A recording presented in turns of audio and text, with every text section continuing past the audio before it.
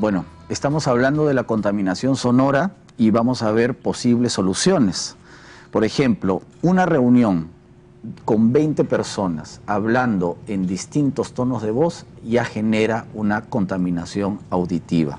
Alejandro, ¿cómo podemos ir educando al público en general para que generemos menos ruido? Finalmente tiene que empezar con los niños. Ya. Tenemos que cambiar el hábito desde niños, con una educación mucho más inteligente en relación a nuestro entorno. Algunos pedagogos llaman la educación sonora, que es muy efectiva, porque uno cuando empieza a discutir estos temas probablemente no sabía algunos detalles, es básicamente cuestión de información, y probablemente uno de los sistemas, o uno de los sentidos menos cuidados, o el menos cuidado, es nuestra audición, porque no tenemos un dolor inmediato, no se nos cae la oreja, no sucede algo visual, digamos, claro, algo claro. efectivamente doloroso. Esto es a largo plazo, es un problema que se genera a largo plazo.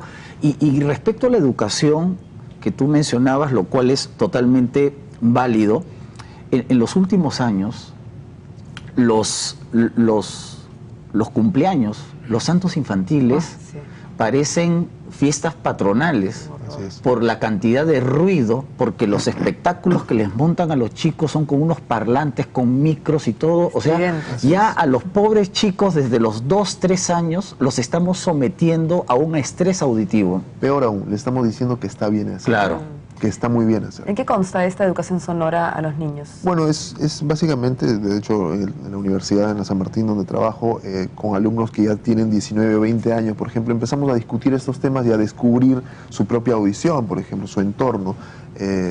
Hemos hecho un estudio del 2008 al 2012, por ejemplo, un par de seguimientos de encuestas.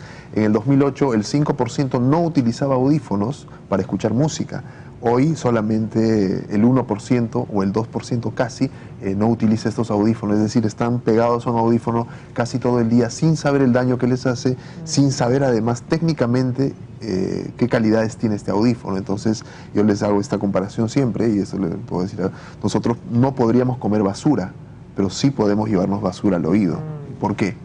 ¿No? Entonces tenemos este maltrato a nuestro sistema auditivo y a nuestro cuerpo, como bien decían, a todos los efectos que hemos escuchado hoy día y que son muchísimos más relacionados, y es una cadena inacabable de efectos, ¿no? Porque ahora está sucediendo que para aislarme de todo eso tengo que escuchar audífonos y se genera todo un tema de comunicación inacabable, ¿no? Claro. Y siempre en los más pequeños. Esto a nivel de educación a los más pequeños, que creo que siempre es bien poderoso, digamos, el efecto de los niños es poderosísimo. A nivel preventivo, ¿hay otra manera de prevenir, Ana, estos daños?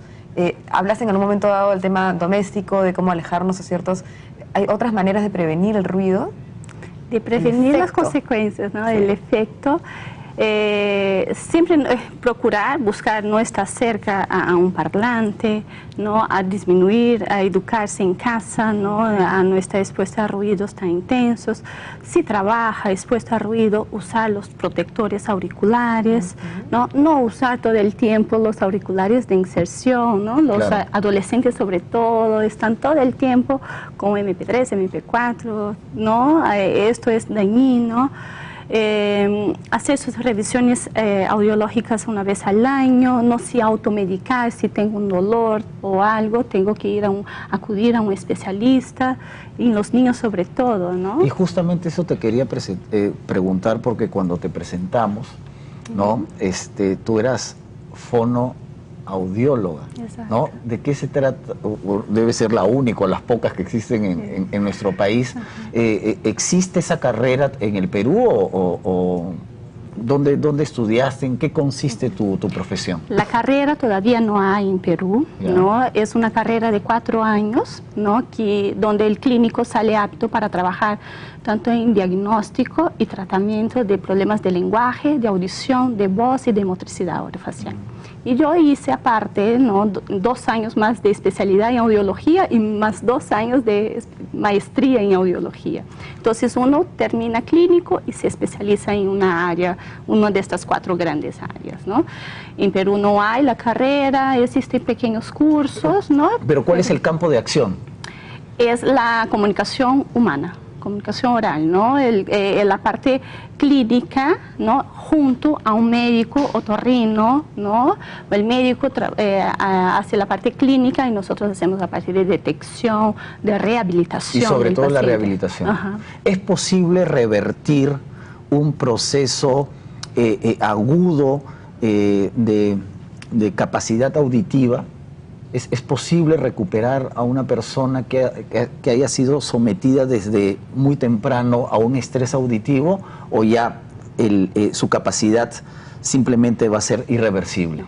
La pérdida auditiva generada por ruido es irreversible. Irreversible. Irreversible. No es tratada, no es ni medicamentosamente, ni quirúrgicamente. Pero ¿no? si estamos todavía, digamos, estamos empezando a perder la audición, ¿sí hay tratamientos para estimularla o tampoco? Ahí son la cuestión de los protectores, ¿no?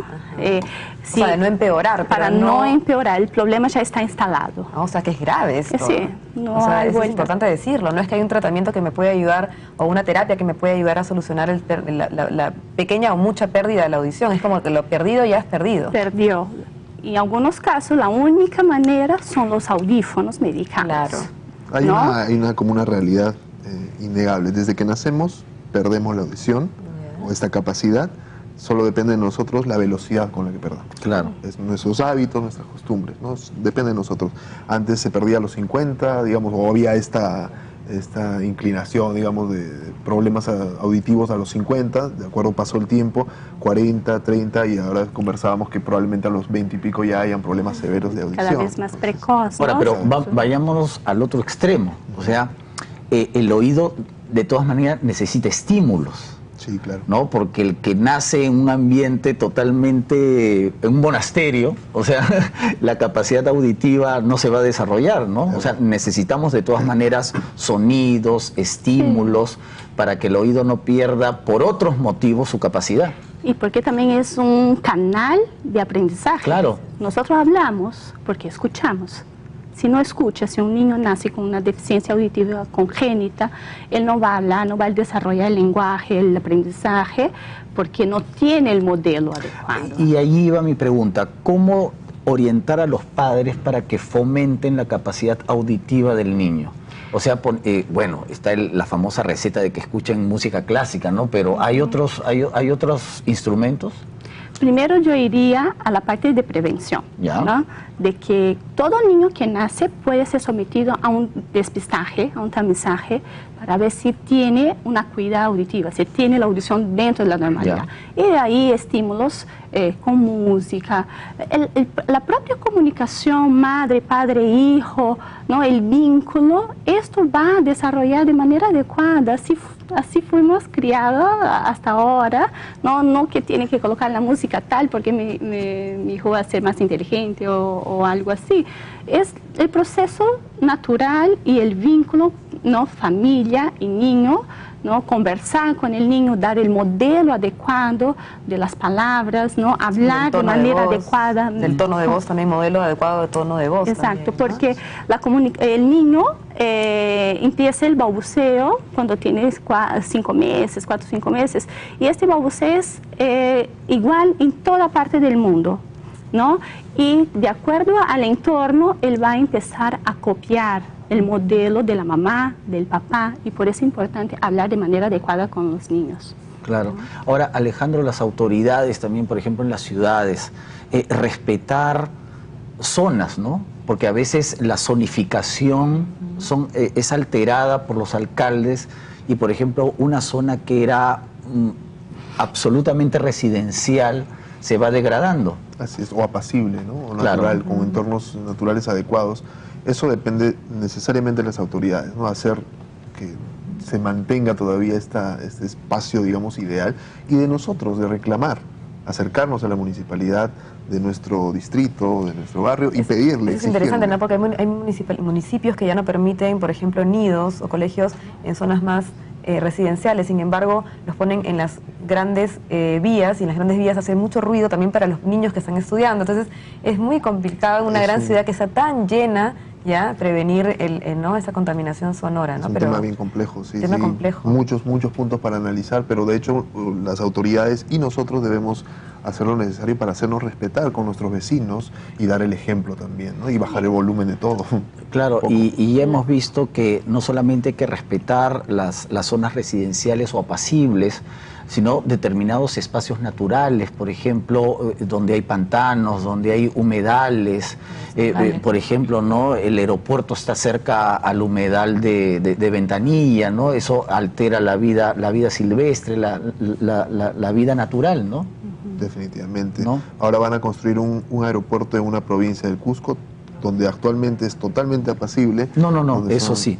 Y ahora hay que ver cuáles son los problemas luego, ¿no? Lo que los pobladores de Chinchero, ¿no? Que algunos están entusiasmados con el aeropuerto porque dice que va a haber más trabajo, más oportunidades, pero lo que no se van a dar cuenta es cómo radicalmente su vida va a cambiar, ¿no?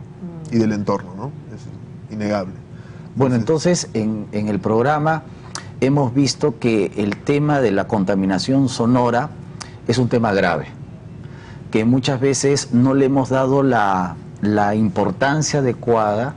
El ruido genera no solamente trastornos físicos o alteraciones físicas, sino también emocionales, psicológicas, y es tarea de todos, pues, ¿no? No solamente disminuir el ruido, sino tener más respeto por el otro, ¿no, Lucía? Así es. Muchísimas gracias por haber estado con nosotros hoy día conversando y nos han informado de eso tan importante para tocar en cuenta. Ustedes. Gracias a usted. Chao, chao. Buenas noches. Bueno, nos vemos en el siguiente programa. Cuídense.